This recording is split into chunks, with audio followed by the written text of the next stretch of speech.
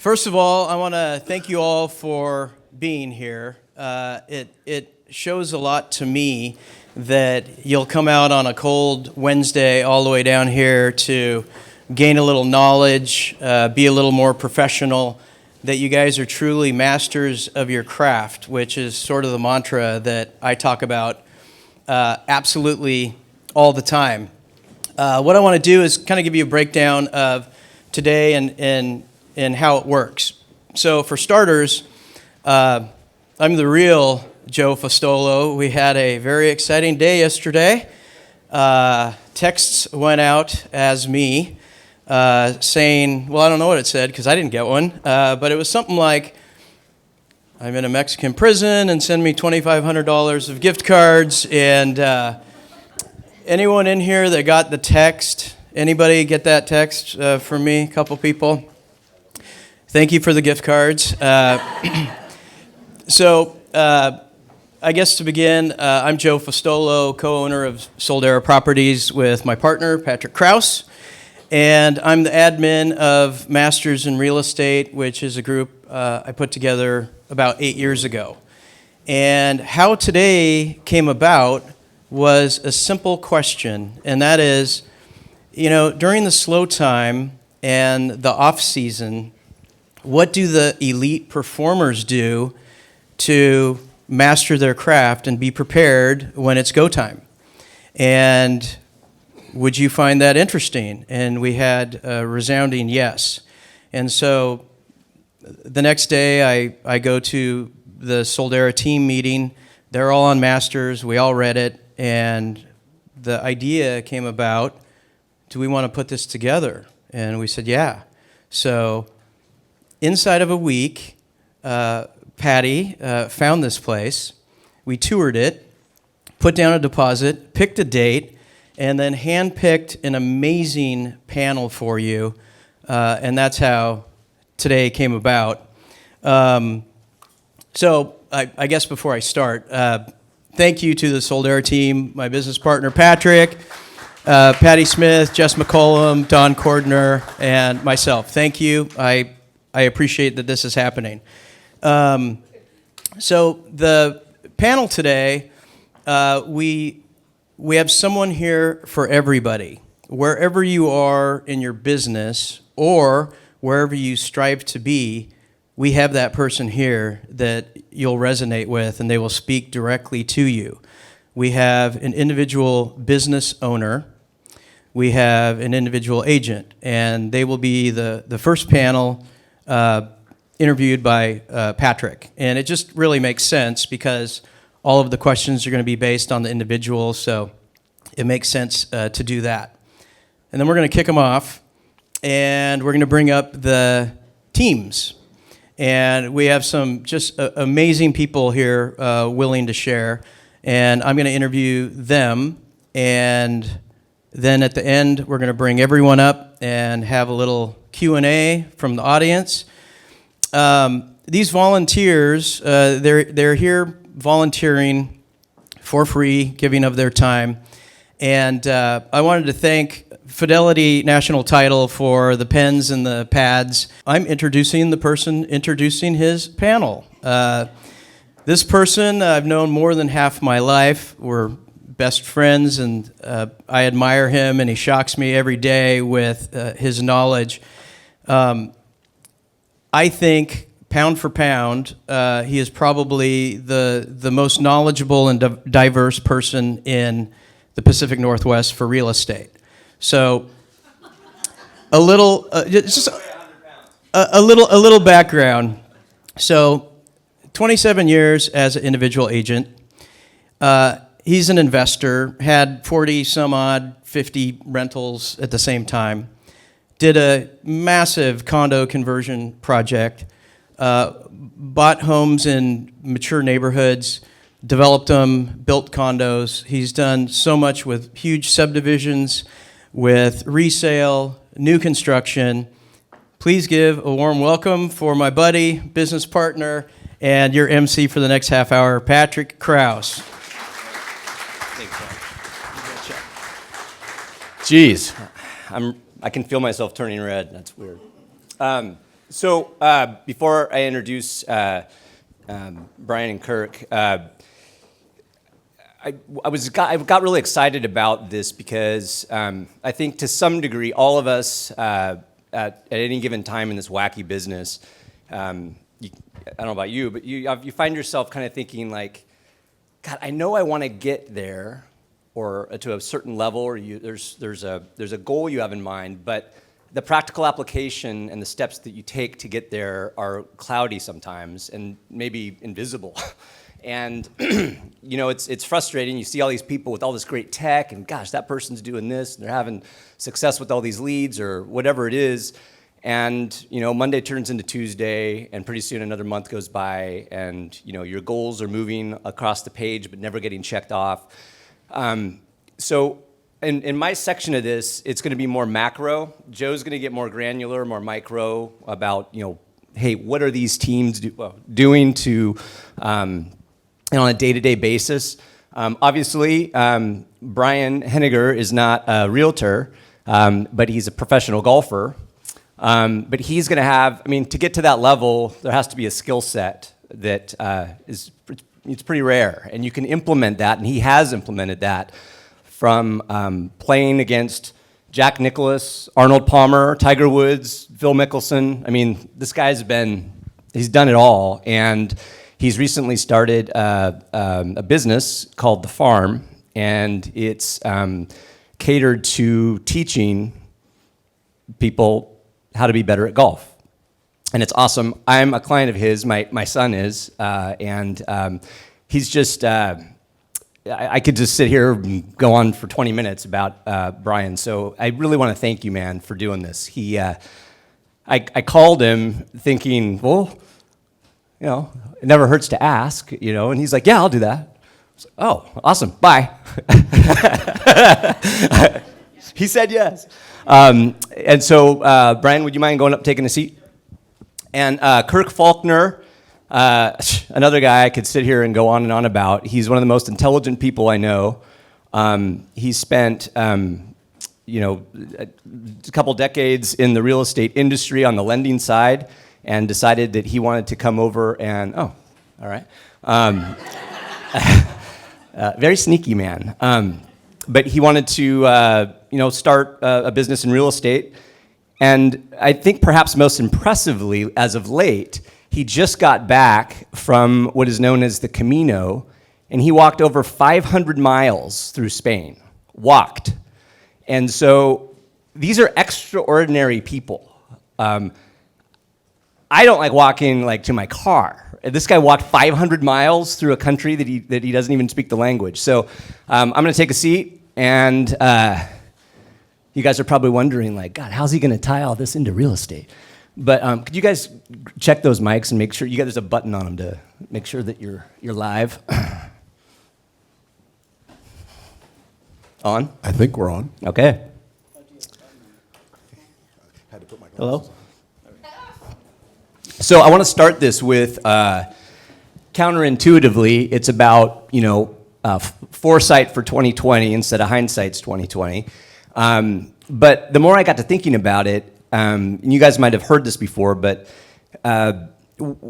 most successful people start with the end in mind, and then they reverse engineer how they want to get to that goal.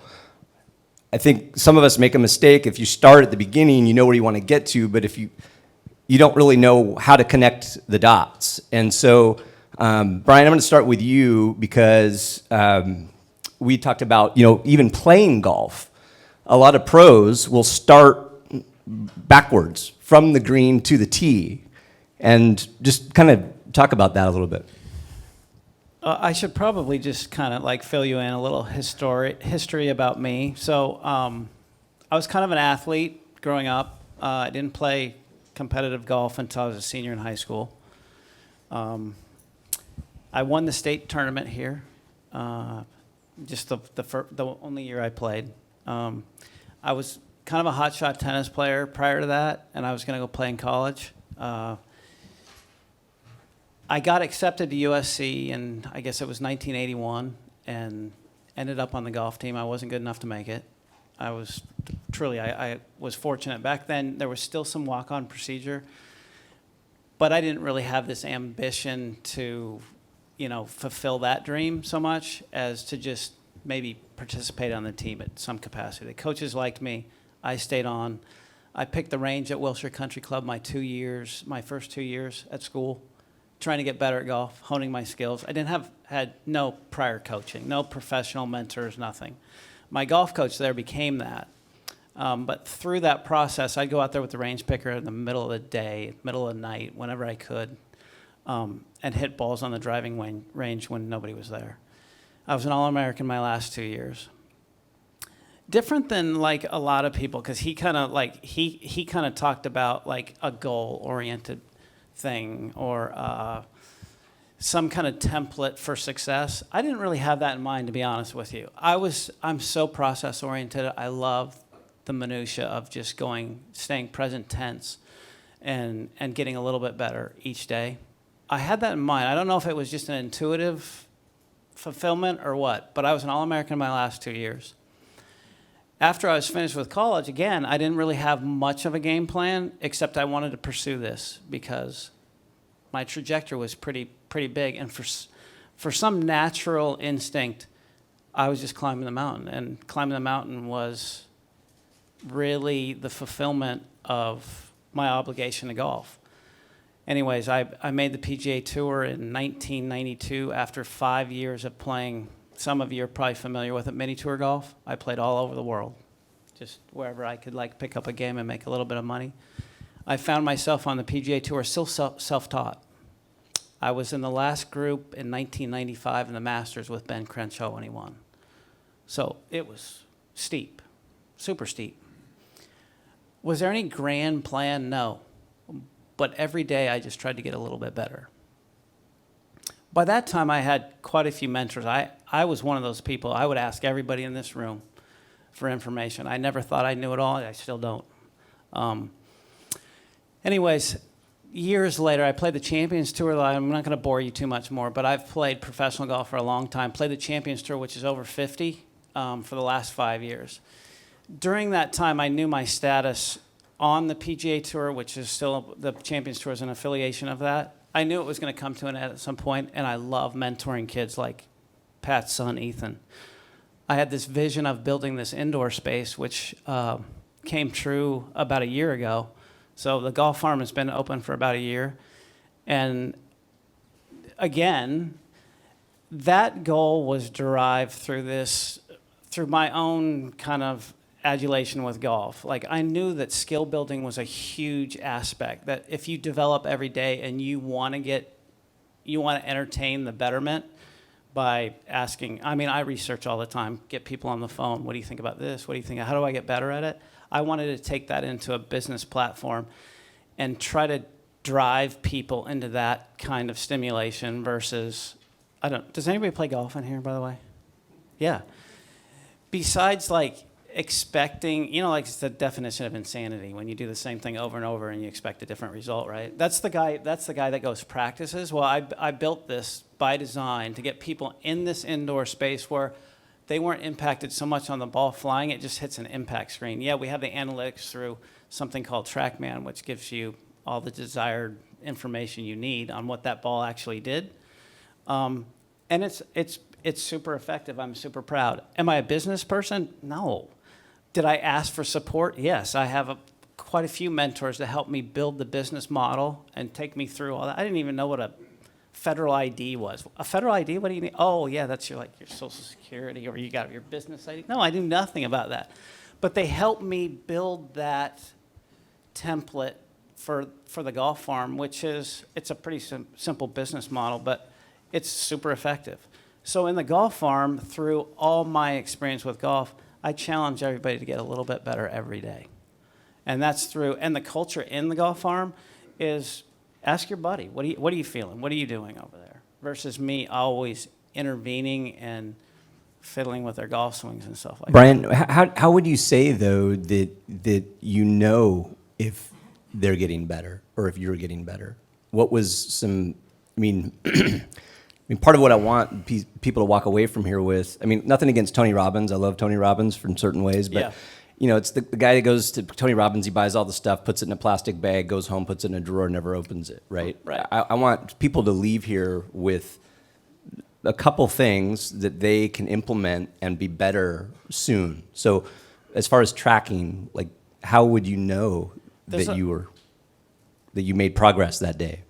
Well, the thing is about golf that there is a score at the end of the day. No matter how ugly that score is, you are defined by that. I remember I learned that quickly in college golf because we had to qualify for the team. So there was definitely some kind of analytic behind: am I improving? Am I stalling out? Am I Right. complacent about what I'm doing, or am I driven to get a little bit better? So there is. I mean, like, you have to have some success, and score is the thing. It doesn't matter how you get to that score, but score is the byproduct of what I consider the process. It's a metric, yeah. It is, but like, if you are passionate about what you do and you get up and you're excited about it and you keep learning and you keep educating, you keep asking questions, you're going to get better. But if you think you can kind of do it by yourself, I think that's really difficult. So, you know, golf is pretty easy, and that's the only analogy that I have with it, is that there is a score. In the golf farm, it is hard because a lot of times I don't really care how they hit it. Let's just say Ethan's in the golf farm or something, and we're skill building an element. There's a lot of geometry in the golf swing. And so maybe there's a structural component. Maybe it's footwork. Maybe it's pivot motion or something like that. Is if the pivot motion looks better, like a lot better, then I'm applauding that. I don't care if he misses the ball or not. It's vital, actually, for his progress. A lot of times people don't see that, though. Like right now, some of you could be like stifled by, like, you're not having any house sales or something like that. But that flurry is coming. That flurry is coming if you believe in the process a little bit. Does that make sense? It does make sense. And Kirk, that's a pretty good segue into, I mean, I think it's spectacular. I mean, what you did in Spain is a metaphor for business, life, the whole thing. Talk about that a little bit, about how maybe reverse engineering, because you made the statement to me, you didn't just get up and walk 500 miles one day. You walked from here to a point, and it was planned, and then pretty soon, 32 days later or whatever, there you were. It's funny because I love what you said, Brian. It's about the process. And the metrics, we're all measured by metrics in everything we do, right? But the metrics tend to take care of themselves if you follow a process. So if somebody's going to write down 2 takeaways from me, it's have a plan, work the plan. If I can simplify anything else I want to say, it's have a plan and get input from other people who can help you craft a better plan than you or I could make up on our own. By the way, raise your hand if you've closed one real estate transaction. Okay, you've all closed more than me. So do not ask me how you can be super effective in real estate. I just started this gig. I haven't closed one real estate transaction. I'm not the person to help you figure out how to do a farm list effectively or do an open house. I can promise you that. But I was always asked in the mortgage business, for some reason, I was the guy that got recruited to come work for a new company to open up a territory that didn't have a presence in a market, Portland, Vancouver, whatever. And I was the guy they said, get him, he'll fill the office. And it was always a process. Well, the Camino is this fascinating experience. And people scratch their head still to this day and say, why'd you do that? Why'd you walk 500 miles? And I go, I just really wanted to do it. I just want to go for a walk. Mama said there'd be days like this. The Camino has tons of resources. When you check in at the office in Saint-Jean-Pied-de-Port in southern France, you walk into a Camino office, you register, you get this passport, which seems like a cute little artifact, but it's not. You have to have it in order to get to Santiago 34 days later, 500 miles later, and get your Compostela, which says, I actually did it. Right? It's a certificate that says you walk from here to here because you got stamps from every little town in between Saint-Jean-Pied-de-Port and Santiago de Compostela. So in order to do that, you can't say, if you look at the map and see that, and then like maybe you get your MapQuest open and you MapQuest it and you go, yeah, I'm not walking that. That's crazy. That's like walking from here to I don't know, Vancouver, San BC. Francisco. Yeah, whatever. Yeah. So you can't do that. You have to chunk it down. You have to have a plan. Now, there's a lot of resources on the Camino to help you develop that plan. You don't go from Saint Jean to Santiago. You go from Saint Jean to Orison or Roncesvalles. And then when you're in that town or that albergue, that hostel, you get a good night's sleep, you eat a decent meal, you talk to other, they're referred to as pilgrims, who walk the Camino, because people do the Camino for a lot of reasons. Religious reasons, spiritual reasons, which I differentiate between religious and spiritual. I'm not Catholic, so it wasn't for Catholic reasons. People do it for physical fitness reasons. People do it for a lot of reasons. My reasons were complicated. But I resigned my position in the mortgage business after 20 years because they weren't going to give me 6 weeks off to go walk the Camino. I knew that, so I just quit. And I went. And I knew that I was going to start a new chapter in my life, but I also knew that in order to achieve the goal of getting to Santiago, I had to have a plan, I had to have people, resources, input, ideas, and then I had to walk. I had to get up every morning, and I had to walk a certain distance if I was going to get to Santiago in a certain time. Now, I didn't have to get there in 34 days. I could have got there in 30. I could have got there in 40 because I bought a one-way ticket to Spain, and I didn't have a return date because I quit my job. If you ever get a chance to do it, I highly recommend it. It's free. Anyway, it's really easy at first because it's exciting, right? I got my real estate license. That was exciting. And then I started going to RMLS orientation and PMAR orientation. I had to go through the licensing process, of course, before all that. And it's not nearly as exciting or sexy as I'm going to be a realtor. I'm going to be self-employed, do my own thing. I think the curve is going to bend back to that, but right now it's kind of in the mundane of all the administrative stuff. But every day I had to get up and choose to walk. Every day I had to get up and choose to collaborate, to talk to other people, because there were things that would change on the path, either from weather or washouts from rain or little landslides or towns that just were no longer suitable for staying overnight because their albergues were full, whatever it was. So you have a plan, you get up in the morning and you execute that plan, and then tomorrow you get up and do it again. And if I had thought about I'm going to walk 500 miles, it would have been overwhelming and intimidating. So what I thought about is I'm going to walk 25 or 35 kilometers every day. And then tomorrow, I'm going to slap on those skanky, dirty La Sportiva hiking boots I bought, and I'm going to do it again. And you have to prepare because you can't bring everything you want to bring. You bring 3 pair of underwear, 3 shirts, a pair of hiking pants, maybe a pair of hiking shorts. And what you do with your underwear is you wash one, wear one, while one's drying on the back of your pack. And that's how it works. Because if you carry more than that, you're carrying too much weight and you're going to hurt your knees or your shins or something. But you get uncomfortable along the way. There's shin splints. I'm 57 years old. I played a little bit of college ball. My knees are shot. I've had back surgery, neck surgery, shoulder surgery, hernia surgery. I had a 3-year battle with cancer, so I've been operated on a few times for that. I'm a mess. And I had all these reasons why I shouldn't or couldn't do the Camino de Santiago, but I did it, and I'm sitting here, and I'm fairly functional. Some would debate that. But I did it by getting up every day and walking 25 or 30K. And then I got up the next day and did it again. And there were days where my knees hurt really bad, especially coming down the Pyrenees Mountains. Going up, you're breathing hard, but coming down was tough. But you just have to have a plan and work the plan. And if you execute it repeatedly, you stand in the plaza at Santiago. When you start in St. John Pied Port, there's a placard that says Santiago de Compostela, 790 kilometers. And all along the way, you see these little pillars that count down the kilometers left. And everybody says, how many miles? I don't know. You just learn to read kilometers. When you get to Santiago, you walk into that plaza, and you walk out in the middle of the plaza, and there's a brass placard in the middle of that plaza that says 0.0. And you just look at it with amazement going, how the hell did I do that? But with a pack on my back, I walked every day. I never shipped my pack or shipped my butt in a taxi or any other way. I walked the entire way, and I got to Santiago, and I realized, I know how I did it, 25 kilometers a day. And for all of us, whatever 2020 has to offer, that's the prescribed success solution. Have a plan, work the plan, get up tomorrow, and execute the plan. That's awesome. Really good. We only have a couple minutes left, but one of the things that I think we also struggle with as individual and business owners, in getting ready to plan for 2020 is fighting complacency. Obviously, you kind of forced yourself to a point where you can't really be complacent, although you could have just stayed in one of those hostels and quit. But getting back to Brian, I mean, how did you? I mean, you must have had battles with that where you ran into some struggles and maybe I'm just not going to do this, or I mean, what was it? Just more inner fortitude for you, or how did you kind of keep moving forward, like you said, keep on with your plan? Such a good question because there's so many times that I thought I was going to quit the game, possibly different career. Your story resonated big time with me because that's all it was. every day was a little bit, but there's hope every day that I can kind of turn it around, especially with the golf thing. I mean, I had huge slumps, missed 3 or 4 cuts in a row.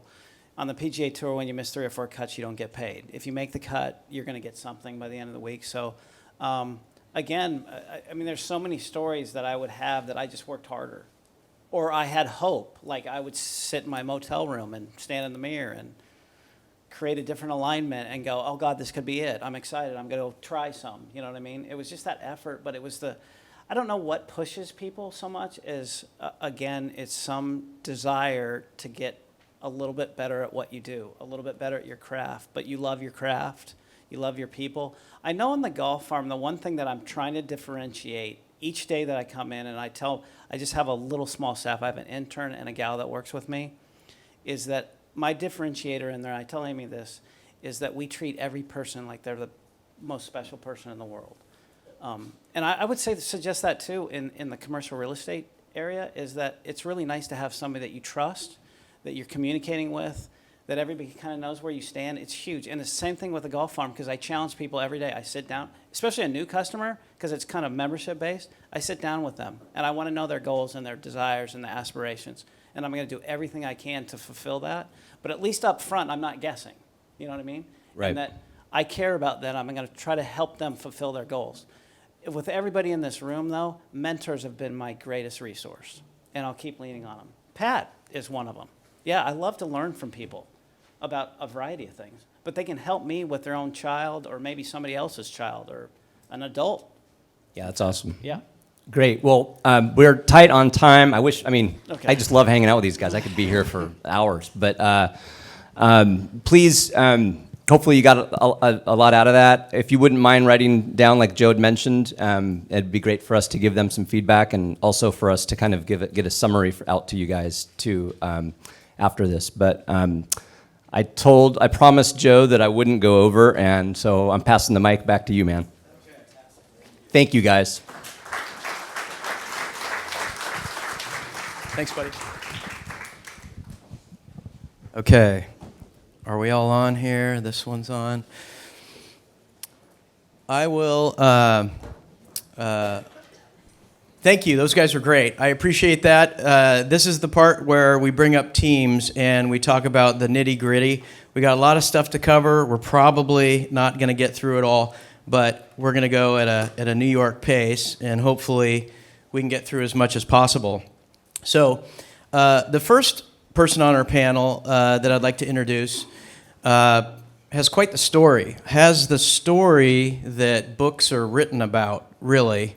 Grew up in Bosnia, and there was a war happening, and they decided, we got to get the hell out of here. So at age 12, took all their worldly possessions in 2 suitcases and came here for the pursuit of the American dream, not knowing where they're going to live, what they're going to do for money, where they would work. So fast forward a little bit. A little later, worked at Circuit City and then Fry's, and for a short stint, I think was an erotic dancer. And then immediately went into real estate, probably because of that. And we are very happy to have him. Please welcome Haris Hajisolimovic.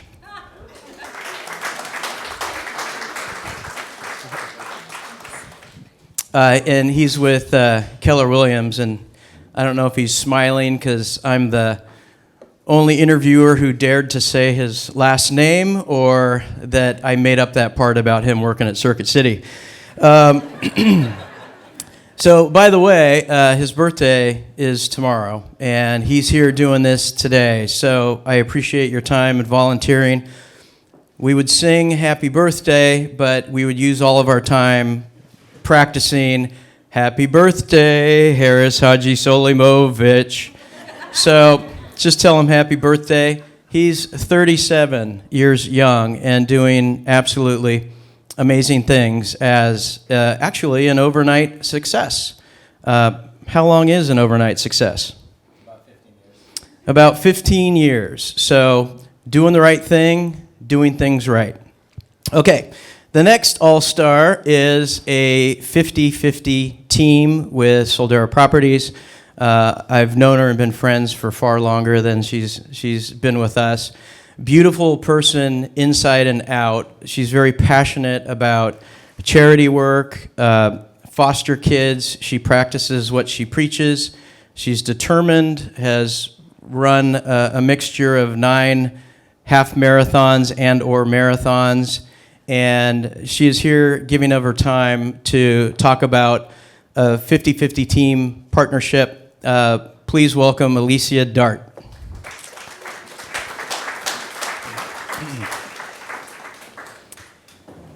Okay, so what differentiates us between the first panel is these guys buy into the team concept. They were individual brokers, both of you at one time, or were you always, okay. They've moved to the team concept. So people love numbers, the panelists hate numbers, but I'm just gonna throw it out there. In rough terms. So Alicia and Bobby, it's a powerful duo. Everyone knows them. They do about $40 million a year, which is about 80 units a year. What's impressive about that, aside from those two numbers, is that that's a $500,000 average sale. If you do the math, that's really impressive. Harris, how many are on your team? 4 agents, 2 administrators. There's a stick in front of you, and if you hold it close to your mouth, there you go. Perfect. So here's what he does. He does about $65 million and about 180 transactions a year. So if you would look at his gas bill just for driving to the bank and back, so in a month, he goes to the bank 15 times, a closing every other day. In a year, he makes that drive 180 times. So could you imagine having a team where you have a closing on average every other day? I'm sure you're direct deposit, but for the analogy. So Actually not. I network at my bank, so I make the personal visits. oh, yeah? Mm-hmm. Awesome. See? Always thinking. So the question is, why the team? What are the advantages of a team? What are the disadvantages of a team? Obviously, you could scale back and sell half the real estate by yourself and still make as much money. So why is the team concept important to you guys? Take it first. Sure. I was part of a big team of probably 8, and Bobby and I both tried to do it on our own. Is that on? Let's see. I don't know. Can I just talk real loud? Sure. I'd rather not Hello? use the microphone. Okay. If you guys can hear me. So when I was on my own, schlepping 30 or 40 houses a year, I never got to take time off. I was a slave 7 days a week. And Bobby and I knew each other really well from the previous team that we were on. And when we partnered up, we said, we're going to do it differently. We're both 50-50, no questions asked. We're not counting numbers. We're not saying you did this, I did that. It's equal, which is really scary to begin with because you're looking at these slice numbers for months trying to figure out, could we do it, should we do it? And we just dove in. And for us, it means we both take 4 weeks off a year. Bobby just got back from Europe. Her phone was off for 10 days. I ran everything. I took 3 weeks off in June and didn't answer a single call or email. And the difference for the client is they're not passed to someone that's covering for them. They already knew who the other person was. And so for us, it's peace of mind and it's less to manage. We don't want another assistant or another teammate because just 2 is plenty for us. So news update. We're recording this for a lot of people who can't be here in Masters and such. And if you use the mic, I know it's a harrowing thing, but if you use the mic, they'll, yeah. So could you repeat all that? Yeah. How about you, Harris? Team is just, for me, after being a solo agent, is a no-brainer, right? So I think everybody's in different shoes, and I totally respect that. I think the longer you're in industry, you still keep having incredible passion for it, where you want to succeed, you want to do different things. But I think it's natural at some point, one more listing appointment or one more packet or one more broker demand is just like one more thing to do. So really, what started changing for me was when I started hitting some, call it a ceiling of achievement that Brian was talking about earlier. You kind of get to the point where you're hitting this wall, and it's weird to say, right? But like 50 transactions were just becoming natural, where you could sell 50 or so homes, and I didn't work weekends. I rarely worked nights. Like life was really good. And what started changing was I kept thinking, there's got to be more. There's got to be more. I want to do more. And then I started thinking about hiring, and that's probably the scariest thing around this journey, is you become a control freak, and then you're supposed to, hire somebody and then help move this forward. So what really worked for me was to, one, make a not-do list. So not a do list, but a not-do list. And I started writing down stuff that I just didn't get as much, call it pleasure from or fun from anymore. And then I started figuring out what that list was, and it became a sheet of paper, and that really ended up being somebody's job description. So then I found somebody that would do that. And then once you start growing and impacting, I think if you are committed and you're a good leader, not just in it for the money, not in it for the sales, you start really getting heavily invested in other people, your teammates. And you start seeing their lives change, So they go from being cosmetics rep making barely any money to buying a house or buying a car or paying off their college debt. That's the kind of feeling that takes you back to you starting out and selling your first home. And like that energy, that excitement, like you made it. Well, you start feeling that for somebody else. And then as it goes, it starts to multiply. And then not necessarily more people you have, the better it gets, but it's just you start getting that excitement and you start seeing them succeed. And then that drive really, really shows up.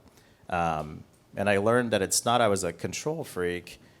I just wanted command over the process. So if I knew I had the right people and the job was getting done, then I had command, work was being done. I didn't need to be in control of it.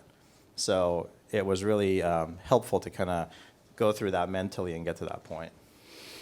Okay, and let's talk a little bit. So team management is a different concept than just being the sole survivor out there working for yourself. When do you guys traditionally goal set? Do you do it monthly? Do you do it at the end of the year? What are your goals? What do you do in this downtime between traditionally November and February, March? It's not a downtime for everybody, but most title transfers hands in the summer. So what do you do to prepare your systems? Do you schedule events? Do you try and put mailers and certain touches out? What does your next 3 months look like preparing for 2020? Our event is coming up. So one thing we do, people always ask me, hey, what do you do for closing gifts? Nothing. One of the things we do is we do a charity event at the end of the year. It's at the Winterhawks game, the Portland Winterhawks. It's the teddy bear toss game. And we bring all the clients that bought, sold, or referred somebody for that calendar year.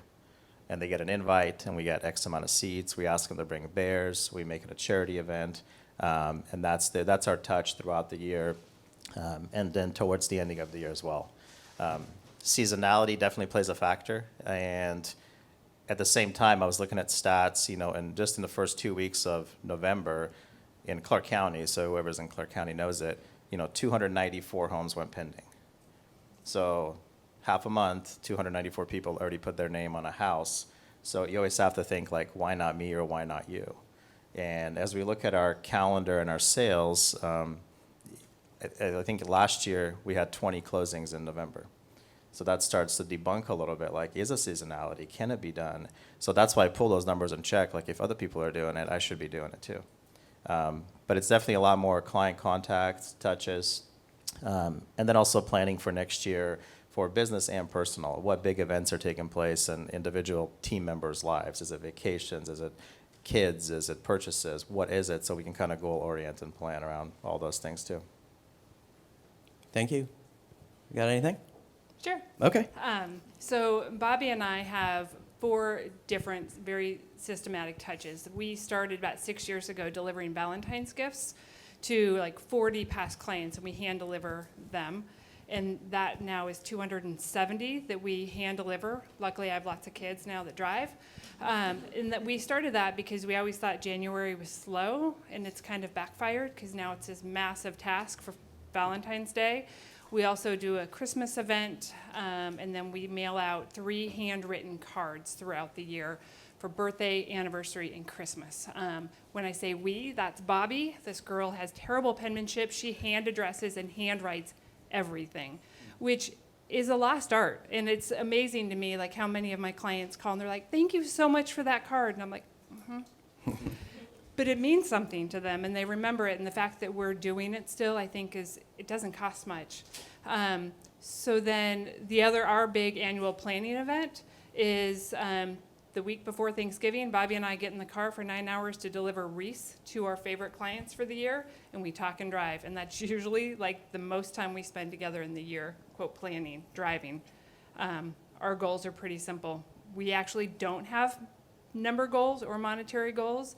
That happens almost on accident every year, just by taking care of one client each really well at a time. Financially, if we sell 30 homes a year, we're happy. So it's kind of ironic. So that leads me to something, and I see a book you have on the table, and I'm either going to steal your thunder or it'll be a perfect segue. I don't know exactly what it is yet. I have noticed a common thread in the 4 panelists so far.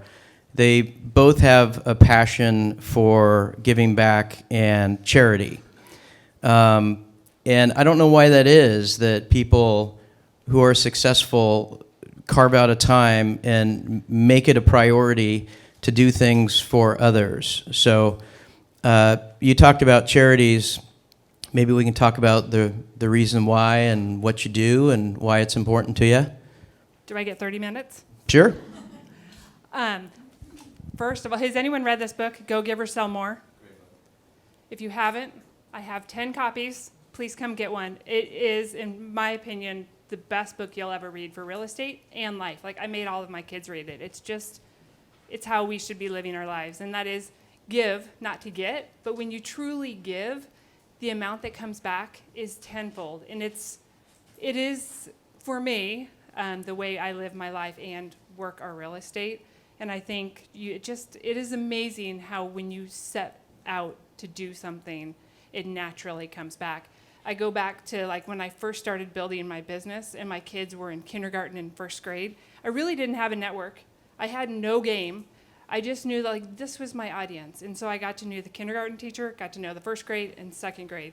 I was tracking back my like sales. Those 3 teachers, because I got to know their name, know what they like to drink, what alcohol they wanted on a Friday night, and I took care of them. They account for 12 sales. And like just yesterday, I wrote 2 deals for the mother of that first grade teacher. It wasn't selling, it was just taking care of those people who were loving my kids. That's awesome. Harris? I think there's a term that everybody should write down, and it's called genuine curiosity. And good, some of you wrote it down. Genuine curiosity. What I mean by that is be genuine. Share your life, talk to people, and take genuine interest into their lives and what's happening with them. So if somebody's struggling and they post something on Facebook, don't just comment, reach out privately and see what you can do to help. Connect with them for good or the bad, and just kind of be there for them and be involved. And I think once you're doing that, you're kind of constantly reaching out and you're giving back. It could be in time, could be monetary ways, could be any different option, I guess. Once you're doing good production and you're choosing to allocate some of those resources, you'd be amazed what you could do. Talking about charities and whatnot, my wife and I, we talk about every year, like, okay, where are we donating? What are we doing? What are we passionate about? And, that comes from real estate sales and those relationships that you form. Whatever you're passionate about is kind of where you want to give back and where you want to donate. I heard a term one time that said, Like if you're genuine with your clients, that you don't have to sell to them, you're just selling for them. So you're selling their situation to somebody else, either their listing or their purchase. But with them, you can just, be yourself, and they know that you genuinely care. So I think that what I heard a lot you say, Alicia, is just relationship forming and being in touch and being present, and those are all extremely important things. I still send videos to clients on their birthdays. I write out the cards. If I hear or see on Facebook they bought a new car, they're getting a Starbucks card from me in the mail that says, "Congrats on new car. Anything better than a new car is a free cup of coffee on me. Here it is." And they get that. And same thing, even for somebody sells a house and they're moving, they get a card that says, "I know I sold your house, but moving's a pain in the butt. Sorry. Here's Starbucks cards. Go refuel on me." But then they kind of know you care, obviously, throughout the process, and you're not just a guy or a girl pointing fingers. Move that box, do this, and you got to be out by the 15th. But you resonate through their process and what's taking place. And I think, and if you do that, if you go back to genuine curiosity, that also allows you the ability to call that person back and say, "Hey, it's been 2 months, and were you happy with my service? Yes. Who else do you know is thinking about moving?" And they'll commit on the phone to getting you a name or getting you an introduction or maybe their friend or somebody. But I think if you have those genuine relationships, then you can just keep making that call or keep making that text or video, and they want to help you. They're like, "Oh, I know you're great. I know you'll take care of him. I'll send that person to you." And I think often there's a large lapse in communication. So then what do most agents feel? I don't want to call. I don't want to bother. They're not going to like me. Maybe something went south and I didn't own up to it. And I think if you keep with that genuine curiosity and genuine relationship, you can really win big on all levels with your clients. So the common thread there is the personal touch with texting and emails and social media and all that stuff. You can blast it to the masses, but it's really the genuine caring for another and the personal touches that you make that form those connections. Earlier in the year, a group of us went to Texas, and they're changing the sort of the vocabulary of, we don't have leads. They're not leads. When you go out and are trying to find people that want to buy or sell, they're not leads. They're people. They're people that maybe want to buy or want to sell, but they're people first. And until you respect them as people and be as helpful as you can in their journey to where they want to go, you're just another email in their inbox and another text on their phone. So this is more of a question. A lot of the people that come to these usually ask the same question. It's more for the people striving to get better. They always like to know, after you get through the, hey, I know how to write an earnest money, I know how to write a listing, then there's that, okay, where do these people come from? And so the popular question is, where do you find all these people that you sell a house to every other day and 80 times a year? I mean, where do they come from, and how do you do it? I think starting out, that's really tricky because everyone's trying to find their first one, right? But that snowball continues to build. And I would encourage you, don't look at everyone as a prospect. Like, go out there and genuine. Like, I built mine based on kindergarten, first and second grade. Like, that was my original stick, because I knew my audience. But I never once told one of those people I was even a realtor. I only sent emails from my real estate account, so they knew it, but I never once asked them for their business. That's a pretty patient way to start your business, right? I mean, I'm sure there's a lot more aggressive people that could tell you ways to market. I didn't, and I was very fortunate in that I had a platform. I think reason to have lots of kids. They continue to bring you more business, right? I'm almost out of first grade, and then I don't know where I'll go for my next lead. I'll let you take it. Yeah. Terrific. Yeah. So I can relate to a lot of that, and then some part I just don't, where I came from retail world, right, where it was a little bit like, okay, you got to sell something or you don't make money. Pretty simple, right? And then on a bad day, you get 3 returns from the stuff you sold 4 days ago, so now you're like negative. You have to make it up too. So as soon as I got licensed, I immediately hit the phones. You know, I didn't have a big network here. I mean, we're talking like 10 people, you know, because I was 21. I'm calling my family friends to let them know, hey, I just grew a goatee and I can sell houses. You know, I'm licensed. And so I really didn't know anybody. So I just hit the floor running. So I got dressed up, and I was always pretty professional with, you know, even like in my retail world, they're like, take that tie off, you know, like you don't need a tie. So I got dressed up, you know, shirt and a tie, and I hit downtown Vancouver, all the businesses, just printing off some flyers, and just said, hey, I'm Harris, I'm a realtor. I got some cool houses for sale. Who do you know is thinking about moving? And, you know, just imagine I'm hitting like a hair salon, a sandwich shop, like all of these different places. And then one of them was somebody said, hey, my dad's thinking about buying a house. And I was like, bingo, perfect. So found that person, and then really started heavily door knocking, calling for sell by owners, really anybody that identified themselves either as a homeowner or a potential mover. Back then, guys, like Craigslist had maybe one post a day. Like you could see on a whole one computer screen probably 2 weeks worth of stuff. So that's changed. And so I just started calling anybody and everybody, just asking for business. And then I asked bold questions, which were, what do I need to do to be the realtor of your choice? Like, do you have a realtor now? And you'd be surprised how many people said, I don't, you know, because they moved 5 years ago and they forgot who they used. So I'm like, awesome. What do I got to do to be it? Kudos to you. And That makes me sweat. I'm like, oh Yeah. no, I'm out. I'm Yeah. gonna work at Costco. yeah, and everybody's different there a little bit. And I'll never forget this story. It's quick. Called for sale by owner. You know, sounded great on the phone. We're all good. You know, called a few times. Okay, come over and sign. And I show up to the house, and, you know, and this guy in like a bicycle outfit, he's getting ready to roll his bike out, and I'm like, hey, I'm Harris. You know, we have a 4 o'clock or whatever. And he's like, you're Harris? And I'm like, yeah. He's like, you're too young to sell my house.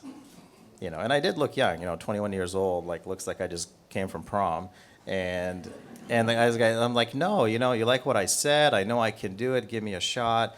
He just like, nah, man, you know, just kind of like very cool and casual, just kind of like, nah, and just kind of closed that door. And it stung. It really did, you know. And so I went back to my car while still in his driveway, and I called him. And he's like, hello? And I'm like, hey, Peter, it's Harris. He's like, yeah. I'm like, you don't have to like me in person. I'm like, I can just slide a contract under the door, sign it, I'll come back and pick it up. You know? And he's like, what? And I'm like, yeah. Anyways, invited me back in. We signed it, sold the house, sold 2, 3 other houses over time. So it's just, there's a little bit of that. You know, you have to go through some resistance. You have to go for the no.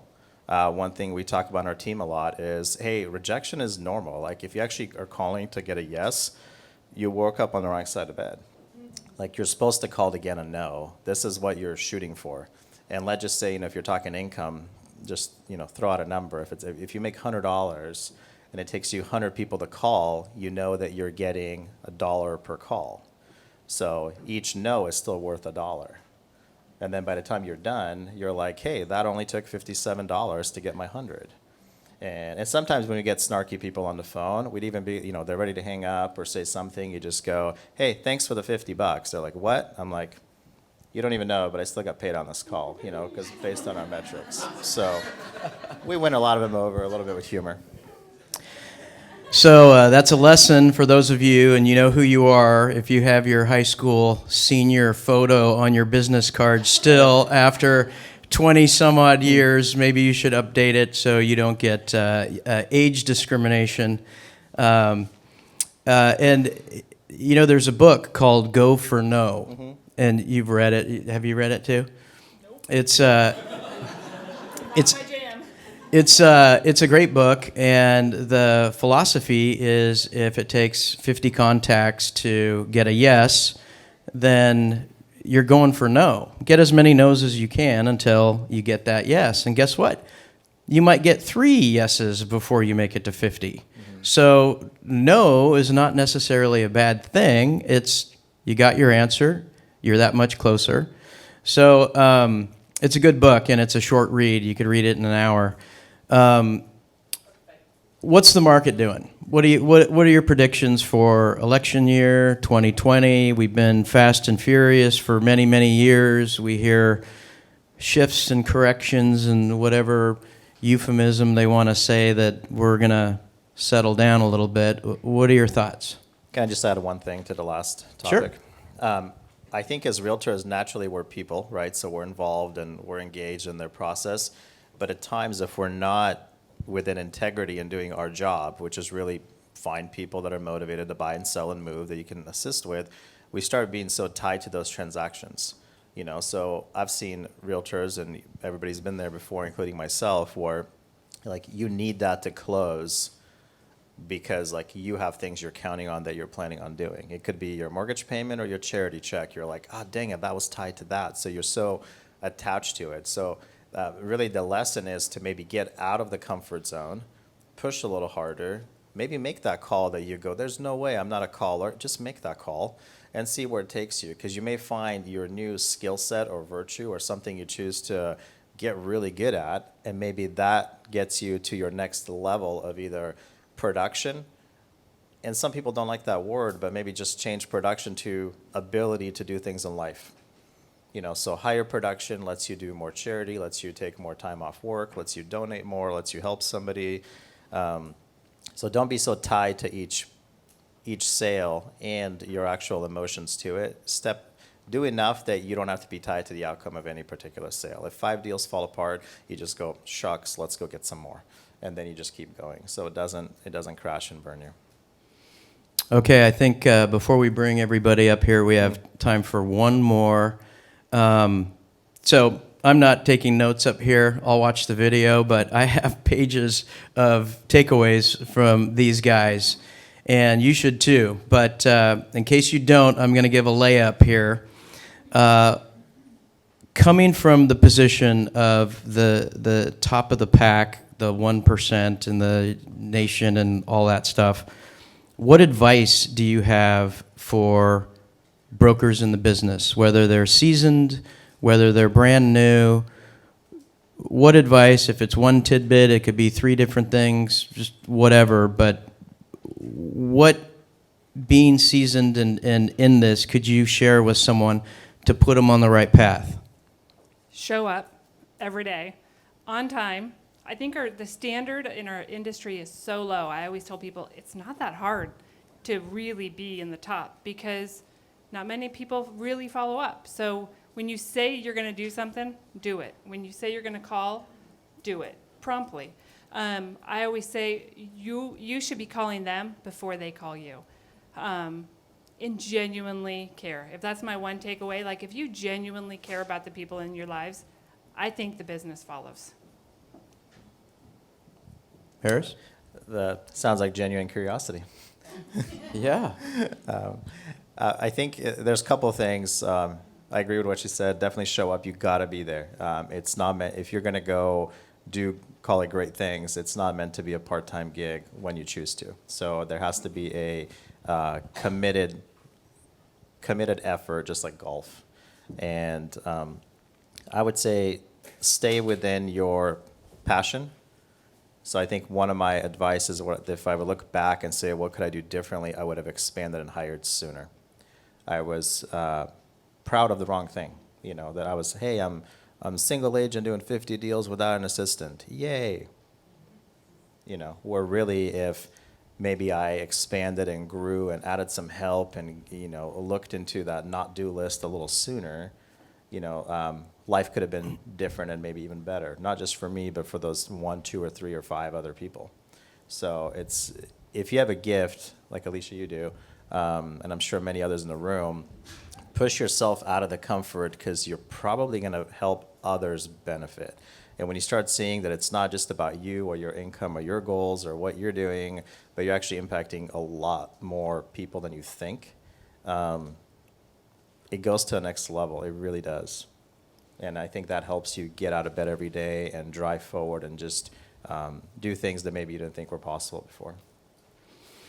So I'm not on the panel, but I'm just going to take the liberty of answering my own question.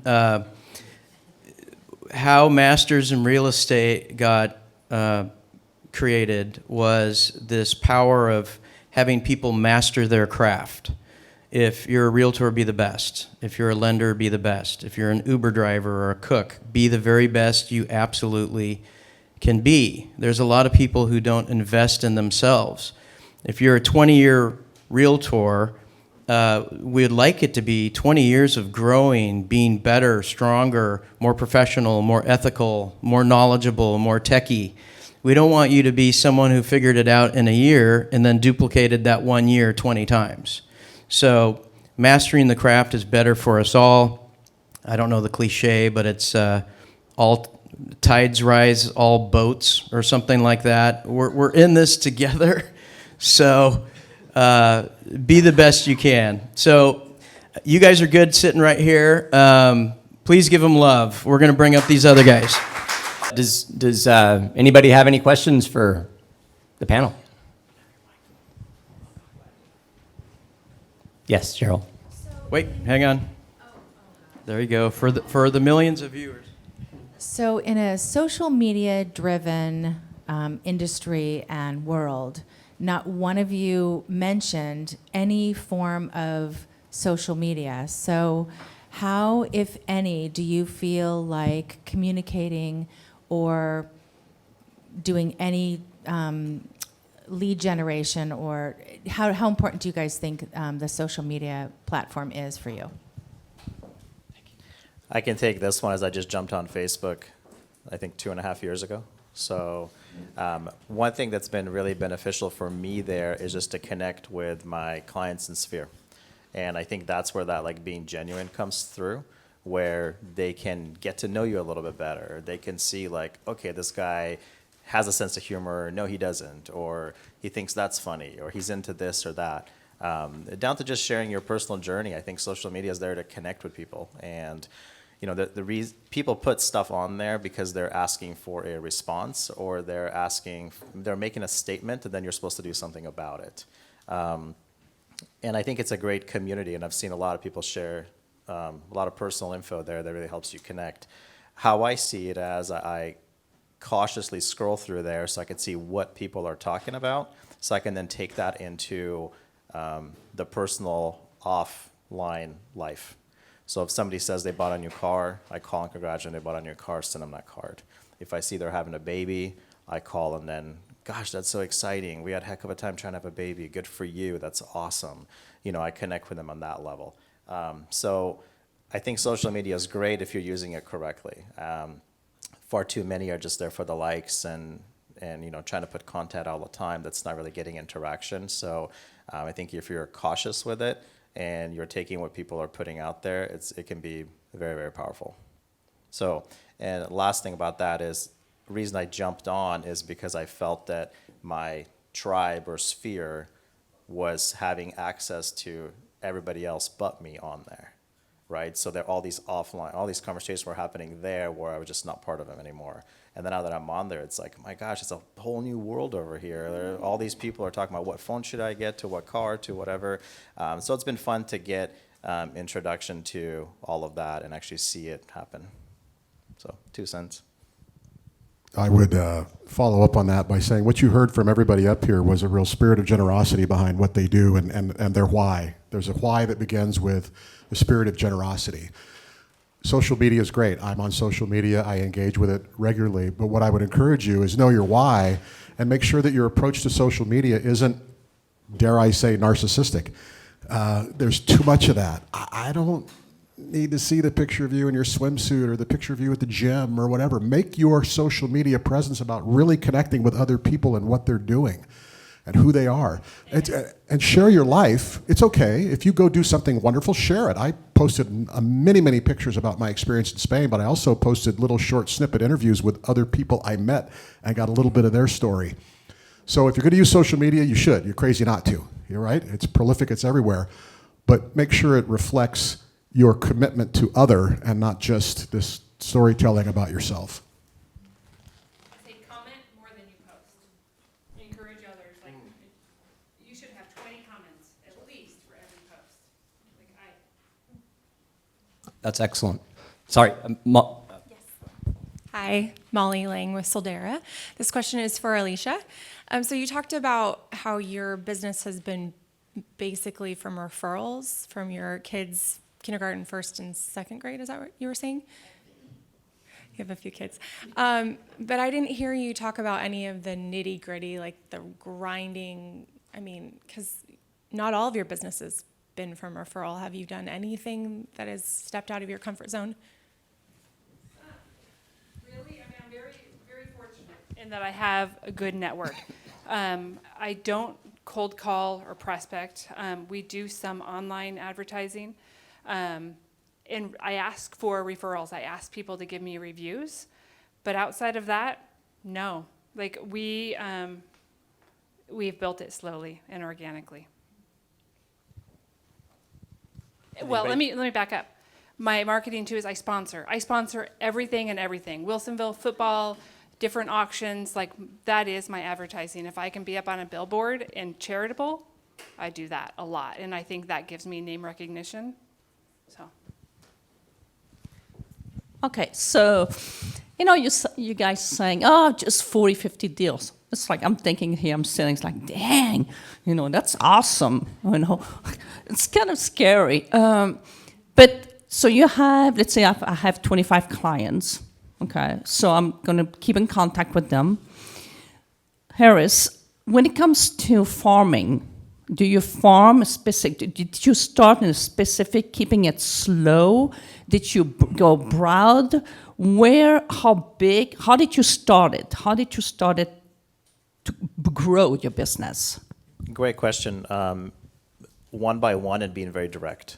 So I've had people go, wow, that's a really bold question or almost too strong. And I'm like, why? If I ask them directly, have I done a good job for you?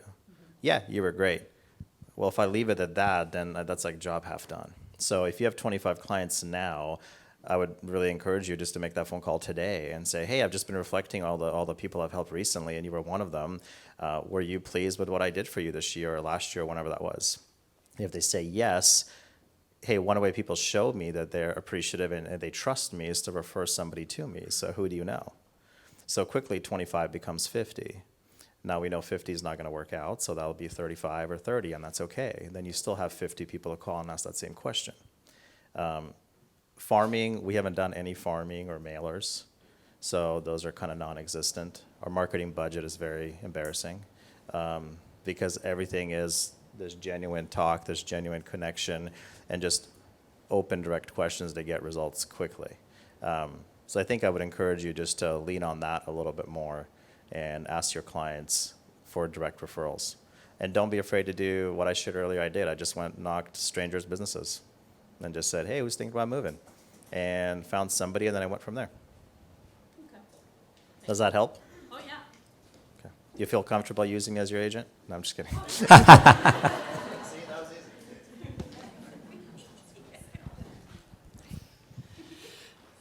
Okay, so for all of the former control freak business owners, I'm a control freak. I'm looking to grow and be better at delegating.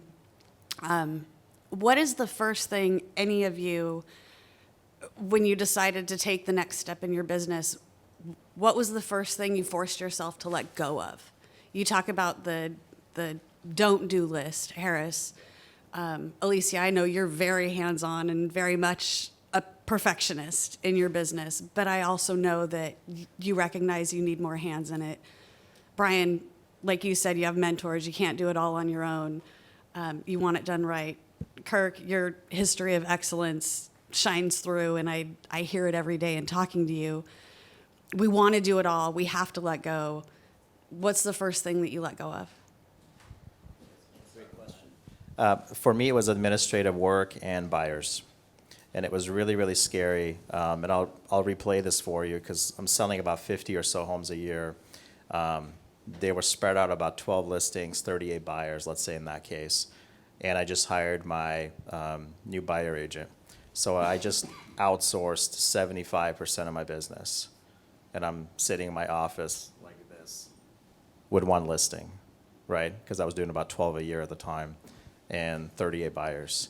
And it's just like, and she's over there doing a buyer consult, and I'm just like, what did I do? You know?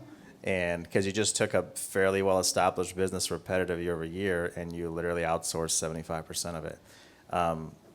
But I also knew that was the next step, because the buyers and the nights and the visits and the research, and let's go back, remeasure, that was starting to take me to a spot where I wasn't enjoying it as much.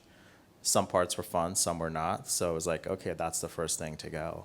And it wasn't overnight. It was, I'll teach you the buyer consult. I'll teach you what we go over. I'll do the buyer consult so you get to watch me do it. Then we get to do one together as teammates.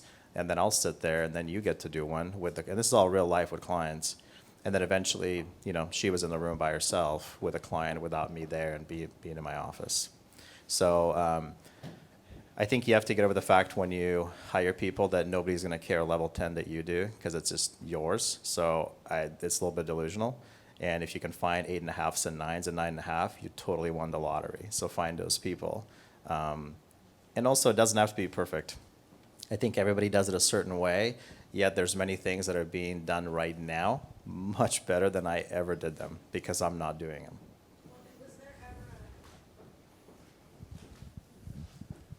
Was it immediate when you started forming your team that your production increased, or was it a step back Slow. in order to make sure everybody's on the same page and they're the right fit, and then the trajectory started again? Yeah, it went from 50-ish to some like 64, so it barely any gain. I went backwards in money, which, by the way, if you go through that, anytime you do something, I knew it was right because everybody was telling me not to do it, and I screwed up. Honestly, like all my realtor friends that see numbers in production, they're like, oh man, you went back and this and this. And I saw the bigger picture, because I was like, okay, I went back barely, and this other person just made a huge income. I just did the right thing.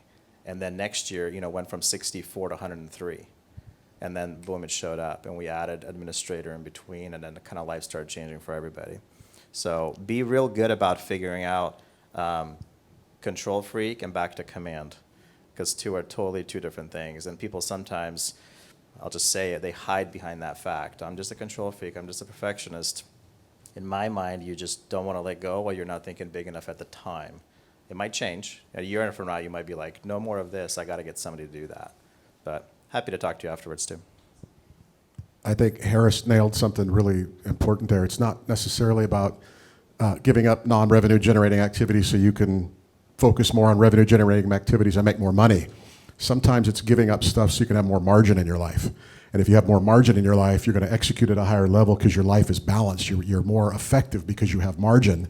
What I've tried to do in the last 10 years is skinny up my life. I changed my standard of living because I knew something at some point was going to change for me. So especially in the last 5 years, and really in the last 2 years, I knew I wanted to get out of the mortgage business. I knew I wanted to quit being responsible for other people and managing other people. I just wanted to live a life where I was responsible for me, and I knew I wanted to do the Camino. So I skinnied up my life. I made a pretty decent living in the mortgage business for almost 20 years. So it wasn't about income. It was about, I want to leave for 6 weeks with no pressure. So I need to not have every toy in the world and $20,000 in debt expense every month that I have to support. I skinnied up my life so I had more margin. And with more margin, I had more peace. And then I could say, I might want to do that real estate thing. That sounds really cool. And I have the capacity to do it because I'm not making ridiculous payments for a ridiculous amount of life I'm trying to support and sustain. And if I can offer you one piece of advice, depreciating assets are depreciating assets. You can get all wrapped up in what you drive, and it's a depreciating asset. I don't care what logo's on the car. That's the mortgage guy talking. But creating margin is one of the ways you create capacity to grow. And it's not just giving up administrative stuff, it's giving up stress. Can I tag onto that? I love skinnying up your life. I think that's so beautifully said. Part of Bobby and I's teamwork is we have set our ceiling. So we will not sell more than 80 homes a year. We've just said, like, we start referring clients out. So we have an admin, stay-at-home mama, that does about 20 hours worth of paper pushing for us, which was like, oh, that took us years to even get that far. And when Bobby and I have both just said, yes, we could have a team, we could hire another person or a buyer's agent, but we don't want to, because that's one more person I'm responsible for. So instead, what we have chosen to do is say, we'll do X amount of business a year, and we're totally fine with that. We don't need any more. And anything over and above that, we give to other agents for a referral fee. So we do between 20 and 30 referrals a year to other agents. And that is, what? I said, get her number. Is, there's a few out there that have it. But for us, that helps us plant our seed and let other people grow. But it skinnies up our life. I don't have somebody else to manage, but I'm still able to control what we want to do. That's excellent. And I'm just going to add real quickly, I've spent the last at least 2 years really trying to find, for the firm too, when Joe and I are running the firm, we're implementing a lot of this on but to Brian's point earlier, really focusing on trying to really surround myself and find out what a common thread is for people that are really crushing it. And it's incredible how there's this common theme. And one of them, a guy used an analogy, a baseball analogy to me. He said, a lot of realtors are like Clayton Kershaw. He's a pitcher. If you guys know baseball, there's the starting pitcher and then the relief pitcher. And for some reason, this just clicked to me. He's like, they start and they're good at starting things, but they get to that point where there's this minutia that needs to finish it. And it's like the pitcher that's thrown 6 innings and his arm is shot, right? He got there and there's no more home runs, but if he keeps pitching, people are going to start hitting him out of the park because his arm's gone. So we need to find the Mariano Rivera's to kind of do the things that we don't want to do. And with tech, a lot of these realtors across the country that I've talked to, they're offloading the stuff that they don't want to do. And they're freeing up time for themselves, kind of like what you were talking about, to focus on what they're good at. And their clients are the ones that are ultimately benefiting from that. And I think that that's just if we're going to do some takeaways here, that would be one that I've found, and we've heard it here in various ways, but really, focus on the do not do list, So anyway, we have a couple more minutes. Anybody else? Only thing I want to add to that, is step out of the comfort, get to the next level, and it allows you to do different things. One of the most special things for me was we had a baby. She was born last year in December, and beginning of the year, I stayed home for about 35, 40 days. And I would not really feel like I would be able to do that without a team, without the business suffering. But it was great. I think I went in once for one meeting, and rest of the time I was at, zombie dad sleepwalking at home after 15 minutes of sleep or whatever every 2 hours. But when you start thinking of those levels, it's just what it allows you to do. Think of team building as influence, as leadership, and as really impactful ways to get some of your life back and impact other people's lives. So, and it's not a popular topic for everybody. Some are just like being individuals, and that's totally okay. And some want to grow, some are partnerships, and some have 30 people on their team. So whatever's your jam, figure it out and just do it. Like he said, make the plan and then do it. So one common thread that I have seen is this consistency. Each of you have different models and different philosophies about business, but I see a lot of, you get up and do the same thing every day, time or day after day after day. Is there any words of wisdom? Because I see that being a weakness for us as sales professionals in whatever industry we're in. Is there some advice you have for those that maybe struggle with being really consistent? Love to hear that. Good question. I think that's just a personal trait. I think that's like how you do anything is how you do everything, right? Like you just do it, right? You just show up.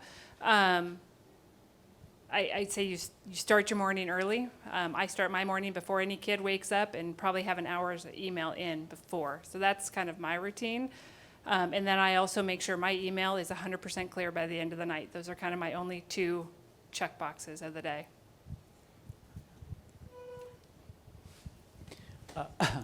The 7 Ps, have you guys heard this one? Prior proper preparation prevents piss poor performance or something? I know. I'm not adding a lot to this because I don't sell real estate, but I do from a consumer standpoint now with the golf farm. So when I look at my calendar, I know that Pat Krause is walking at 7 a.m. I had somebody this morning at 7 a.m., professional tennis player, great guy. He likes to work out, get a little time with me. We hit some balls, and we go somewhere else. But I know that calendar list, and I know each individual. So I'm hyper aware. I'm helping Amy Simonton that works with me because she's younger. She's 28 now. Smart gal, but doesn't have, she doesn't have the history of meeting and greeting people and understanding different personalities. So she's quick to judge people. Like, I don't like that guy, or that kid's this. And I'm like, no. No, we come to understand and we appreciate everybody. So understanding your client is one of my first and foremost. Every day, I know who's coming into the golf cart. I kind of have this mental image of all the structural issues this person has and how I'm going to dive in and help them for a little while. But it is that preparedness. It's as simple as that. I mean, like I'm going to give them 2,000% of me, but I know that person. I mean, I know the personality. I know what to expect from that personality. I know you get, and you guys have it too. You're confronted with all kinds of different people, arrogant people, sensitive people. You know what I mean? Emotional people. All those different things. Understand that client because I think that's really helpful. But you get that through experience. I have a really good. I learned it from golf. You can imagine playing pro-ams for all these years. They're kind of the prerequisite to playing in the tournament. Well, I've got sometimes, especially on the Champions Tour, I play 3 pro-ams before I started the tournament. That's 12 new friends minimum.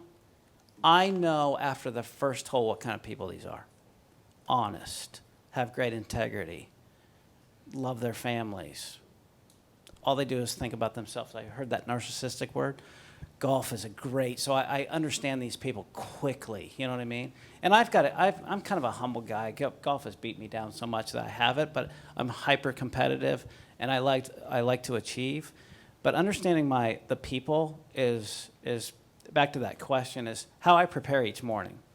I mean, I do my own thing, but that's first and foremost. And you guys probably have you kind of know what you're going to go. You know who you're going to call. You know who you're going to email. You know who you're going to discuss something with. But I always try to soften those conversations. I'll turn them. So we're not talking so much about golf. I'll kind of just put it on them. So how's your day? How's the family? You guys going on any trips? I try to divert some of the obvious intensity of that conversation possibly. Like, Pat, Ethan needs to score better. Brian, I mean, like, we're spending this money with you. And I didn't say that. Look see, he got defensive. But you know what I mean? But I am forecasting some of those questions that might come at me, by whatever. But that's my 2 cents on that. Real quickly before hold that thought for Yeah. Brian. Just talk quickly about. Being on the tour is a grind. I mean, not only are you not getting paid, you're paying to stay in your hotel, all the travel, all that stuff. Yeah. And if it's just, how do you do it when you go, like you mentioned, you missed 3 cuts in a row. How did you keep getting up? And like what I know that there's some internal fortitude, but there had to be something. Wait, what would you do? Would you go to the range? Would you start at the beginning again? Go back to the fundamentals? Right. The question is simple. How do you get up every day and it's not monotonous and you feel like, oh God, here we go again and that kind of thing? I'm not really sure because the professional golf thing, and I train some professional golfers that are just getting started. I don't know if it's going to be a thing for them. I embrace the little things in life. I mean, like, okay, I'm going to go to Starbucks to start my day. That coffee is going to really pick me up. Do you know what I mean? I'm going to enjoy. I can't wait for that workout. It's going to be at 4. Sometimes I'd be on the golf course going, I can't wait to go sweat it out kind of thing. It's those little things, though, each day that kept me going. But I'm kind of a lone wolf guy. I like it. My wife and I lived separately for years, really, because I'd go for 3-4 weeks at a time. Sometimes she would come out on the front end or back end or something. I just embrace that thing. So I'm trying to find the good in every day. Golf is pretty easy because it's kind of scary when you start failing a little bit, like you said. I mean, I would literally on mini tour golf, I would stop in a field and hit a few balls out there thinking, oh, yeah, I'm going to find it. So it was easy to kind of push myself that way. I don't know what it is like in your industry a little bit. I enjoy the real estate thing. Back to the Instagram and social media, that's my only platform. But with the golf farm, for example, I try to show the culture in the golf farm. Not so much me or Amy or something, but fun.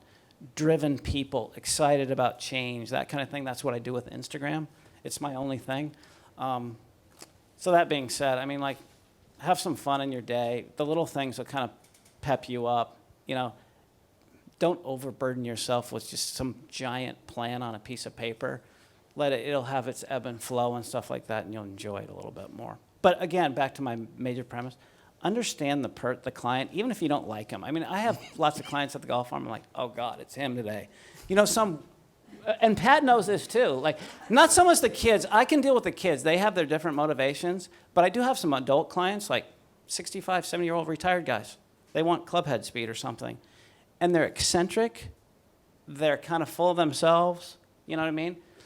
I know. And I got Amy. You know some of these people, and I'm going to deal with them. And you know what? I'm coming in there, and I got to give because they're a client. I'm going to give them my gift, and I'll get past their stuff a little bit. Anyway. Kirk. I was simply going to say, begin with the end in mind. I told myself that if I'm going to do the Camino, I had to lose my pack weight because I couldn't add pack weight to my already overburdened body. And I also know that weight loss is simply math, calories in, calories out. You can make up whatever story you want to tell yourself about weight loss, but I've been a guy who's been big all of his life, and I told myself I have to lose 25 pounds if I'm going to carry that weight because I can't put my already overburdened body and 25 more pounds on it and make the Camino. So you have to begin with the end in mind, and then you reverse engineer what are the steps required. I think Brian's story is one of the coolest. I think everybody operates this way, but golf, I think the mindset you have to have, and correct me if I'm wrong here, is you're not playing against Tiger. You're playing against the course. And if you don't have that mindset, you're going to screw up. You're going to worry about Tiger or whoever else you're playing with, and the course is going to throw you a curveball, to use a different sports analogy. And if you're not approaching it that way and beginning with your end in mind, your objective, you're not going to execute the steps along the way to get there. The steps aren't complicated. They're not difficult. They're actually really quite easy. They're going to be different for everybody in the room as far as how you choose to get there, whether it's team or individual, whether it's farm lists or whether it's sphere and network. It's going to be different for everyone, but begin with the end in mind. Have an idea of where you want to go and what you want it to look like, and then start executing small steps. And pretty soon, you're standing in Santiago, and the plaque says 0.0, and you did it, and you're there. And then you got to kind of retool and go, okay, now what next? One of the other people that I talked to when I told you guys about really committing to talking to industry professionals that are crushing it in this business, this guy had...